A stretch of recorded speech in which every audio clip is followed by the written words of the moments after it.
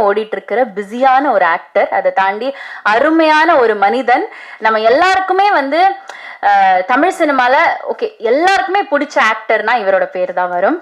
காதலிக்க நேரமில்லை படத்தோட கதாநாயகன் திரு ஜெயம் ரவி அவர்களை பேச அழைக்கிறேன்.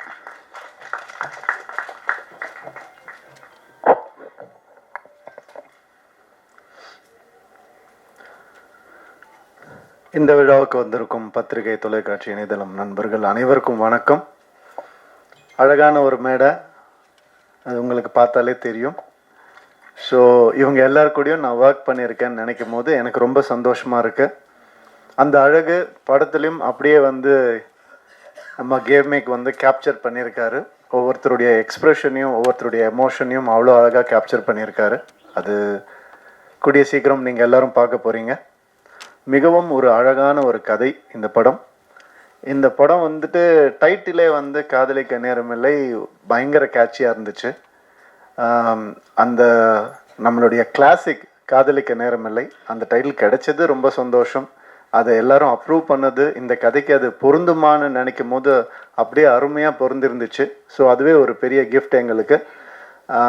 இந்த டைட்டிலை செலக்ட் பண்ணுறதுக்கு முதல்ல ஹீரோவுக்கு தான் தேங்க் பண்ணணும். அண்ட் டைட்டில் கூட விட்டுட்டாங்க. அது என்ன நித்யா மேனன் முதல்ல, அப்புறமா ஜெயம் ரவி, அதுதான் முதல்ல ஒரு கேள்வியாக இருந்தது. அப்படி என்ன உங்களுக்கு கான்ஃபிடென்ஸ் அப்படின்னு கேட்டாங்க. செல்ஃப் கான்ஃபிடென்ஸ் தான், வேறு என்ன கான்ஃபிடென்ஸ், வேறு எதுவும் கிடையாது. ஐ மீன் நான் எல்லாமே உடச்சிருக்கிறேன்னு நான் நம்புகிறேன். சினிமாவில் இது ஒரு ஜாம்பி படம், ஒரு ஸ்பேஸ் படம் அப்படின்னு அது மட்டும்தான் உடைக்க முடியுமா என்ன, இதையும் உடைப்போம் தான் நம்ம எல்லாரும் பேசி உடைச்சோம். அது நான் இந்த மேடையில் தான் அதை நான் சொல்ல முடியும். எவ்வளோ பேர் எப்படியோ ட்விஸ்ட் பண்ணிலாம் கேட்டு பார்த்தாங்க. உண்மை இது தான். அண்ட் இந்த ஒரு விஷயம் மாறி இருக்கு அப்படின்னு நினைக்கும் போது எனக்கு பர்சனலாக ஆஸ் அ ஹியூமனாக, ஆக்டர்லாம் விட்டுருங்க, ஆஸ் அ ஹியூமனாக எனக்கு ரொம்ப சந்தோஷமாக இருக்குது. இது நான் ஷாருக் கான் சார்கிட்டேருந்து தான் காப்பி அடித்தேன். அவர் தான் அவர் கம்பெனியில் முதல்ல ஹீரோயின் பேர் போடணும்னு ஆசைப்பட்டார். அதே மாதிரி நான் எப்போல்லாம் பெண் இயக்குனர்களோட நான் நடிக்கிறேனோ, அப்போ ஒர்க் பண்ணுறனோ அப்போ இருக்கு. எனக்கு பெண் இயக்குனரை வேறு எப்படி அட்ரஸ் பண்ணுறதுன்னு தெரியல, அதனால அப்படி தான் நான் சொல்கிறேன். ஸோ அது ஒரு பெரிய டேர்ம் கிடையாது, டிரெக்டர், அவ்வளோதான். ஸோ இந்த மாதிரி நிறைய நல்ல விஷயங்கள் என் லைஃப்பில் நடந்துகிட்டு இருக்குது. ஒரு நல்ல மாற்றங்கள் நடந்துகிட்ருக்கு. கிளியராக திங்க் பண்ண முடியுது. அண்ட் சந்தோஷமாக இருக்கேன். Thank you so much. காதலிக்க நேரமில்லை பற்றி கொஞ்சம் பேசிடுறேன். இந்த படம்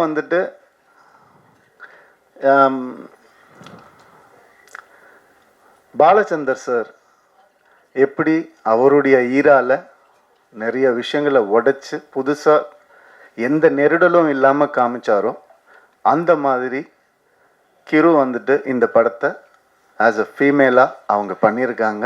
அவங்களுக்கு பாலச்சந்தர் சாருக்கு கிடைச்ச அந்த பேர் இந்த படத்து மூலமாக கிடைக்கணும்னு நான் மனசார வேண்டிக்கிறேன்.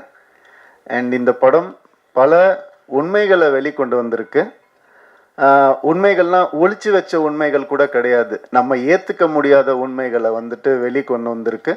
அண்ட் இந்த படம் இந்த ஜென்ஸி அப்படிலாம் நம்ம சொல்கிறோம் இல்லையா, அது வேறு வழி இல்லை சார், நம்ம மாறி தான் ஆகணும். நீங்கள் பேப்பரும் பேனாவும் சில வருஷம் முன்னாடி பிடிச்சிட்டு உட்காந்துருந்தீங்க, இப்போ கேமராவை கையில் பிடிச்சிட்டு உட்காந்துருக்குறீங்க. அந்த மாதிரி இந்த படம் சில மாற்றங்களை கொண்டு வரும். அது ரொம்ப நவீனமாக இருக்கும், ரொம்ப மாடர்னாக கண்டிப்பாக இருக்கும். அந்த சில கான்செப்ட்ஸ் சொல்கிறது மிக தைரியம் வேணும். எப்படி கிரு ஒரு டயலாக், அதாவது உங்கள் எல்லாத்தையும் உங்களுடைய எல்லா பிரச்சனையும் ஃபெமினிஸ்ட் ஆங்கிளில் திணிக்காதீங்கன்னு ஒரு ஃபீமேல் டைரக்டர் சொல்லும் போது அதுக்கான வேல்யூ 100 மடங்கு அதிகமாகுது. ஸோ அதனால இந்த மாதிரி விஷயங்களை பேலன்ஸாக சொல்லியிருக்கிற ஒரு படம் காதலிக்க நேரமில்லை. நிறைய வேல்யூஸை புதுசாக சொல்லியிருக்கக்கூடிய ஒரு படம். நம்ம எப்போவுமே நம்ம லைஃப்பில் சினிமா ஒரு பார்ட், அதை யாராலையும் மறுக்கவே முடியாது. அம்மா அப்பா சொல்லி கொடுக்காத சில விஷயங்களை கூட சினிமா சொல்லி கொடுக்கும்ன்ற நம்பிக்கையில் தான் நான் சினிமாக்குள்ளே வந்தேன். அந்த மாதிரி இந்த ஜென்ரேஷனுக்கு சொல்லி கொடுக்க முடியாத, பேச முடியாத சில விஷயங்களை ரொம்ப அழகாக டீல் பண்ணியிருக்காங்க. இந்த மாதிரி திறமையான தைரியமான டிரெக்டர்ஸ் இன்னும் வரணும் தமிழ் சினிமாவுக்கு நான் ஆசைப்படுறேன்.